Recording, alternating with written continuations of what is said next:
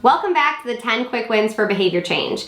Now is the time to lean in to those non-traditional reinforcers. This is a fun topic to talk about, and I have a great download for you with today's video. So we have two student interest surveys. One is a staff-focused one. This would be great to give to a gen ed teacher if you're consulting, or have a paraprofessional that works closely with that student fill it out. And I also have a parent version, and this is gonna help you really identify what are your students' unique interests.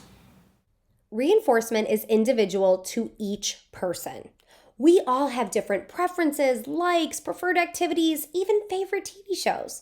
We all just have different things we like to do, and that's just okay. Now, some of our learners may have untraditional interests. These are things that maybe aren't on our choice menus. They're not in our prize bins. They're just not topics that are a regular part of our conversation. And guess what? That's just okay too. Lean in to those unique interests. First of all, these could be potential reinforcers, and these could be potentially really high-powered reinforcers that we could really work into our classroom in a huge way. These are also great ways to build rapport. Guess what? I love the Real Housewives. I know, it's trashy. I don't care. And if someone's going to want to talk to me about Real Housewives, oh wow, suddenly I'm like connected with that person. I'm like, yes, let's talk about our favorite Real Housewives shows and let's talk about what happened last week. That's a way I can build a friendship and rapport with someone. Same thing with your students. When you show interest in what they are interested in, that's how you build a connection. That's how you show them that you see them and you see their unique interests and you're interested in that. Such an important, essential way to build up a relationship with the learner. And last, this is how you can make tasks engaging. If you want to make your academic tasks fun and exciting, and you want it to be on theme with things your students interested in, guess what? You need to know what they're interested in.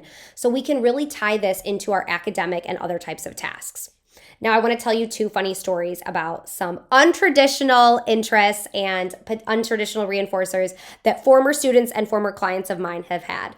First up is when I was pregnant with my oldest child. When I was pregnant with her, I used that app on my phone that showed like the size of a fruit that was equivalent to the baby, right? You know what I'm talking about?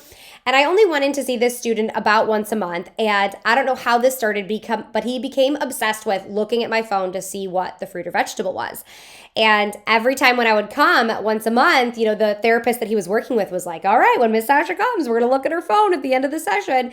And his mom was dying. She's like, I keep explaining this is a baby, but I think he really thinks there's a pineapple in your belly. That's why it's blowing his mind. And yeah, we did that, right? You want to look at the app in my phone? Great. Let's do that. Here's my favorite one. Now, you guys know this guy, right? Maury Povich. You know him. You love him. I think he's still living his best life doing this show.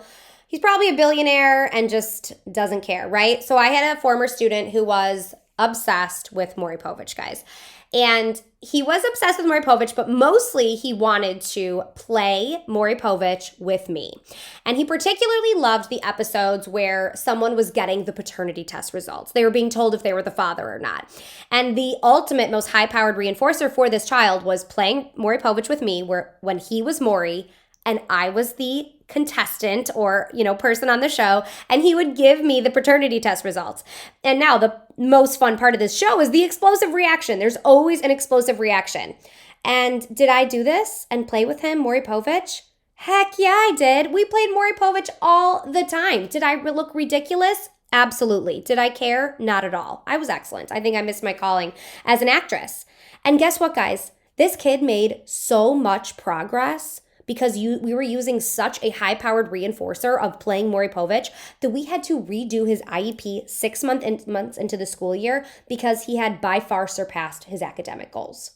This is the power of these unique interests, these really high-powered reinforcers. My last example here is also with a celebrity. You know this guy, Ricky Martin. I had a former client who loved Ricky Martin. And this was not like all Latin singers. This was very Ricky Martin specific. So I shared one great way you can use untraditional reinforcers is to tie it into your work tasks. And that's what we did. We made a lot of work tasks that were Ricky Martin themed. That's a sentence I never thought I would say. But we made listening comprehension activities that were about Ricky Martin. When we worked on math word problems, it was Ricky Martin going to the store to buy apples. When we did reading comprehension, it was about Ricky Martin's birthday. So we tied this into activities that he was doing, and it made him want to do those activities. He would ask his mom if he could do his work tasks and his programs at home for fun. I mean, that's where we want to be.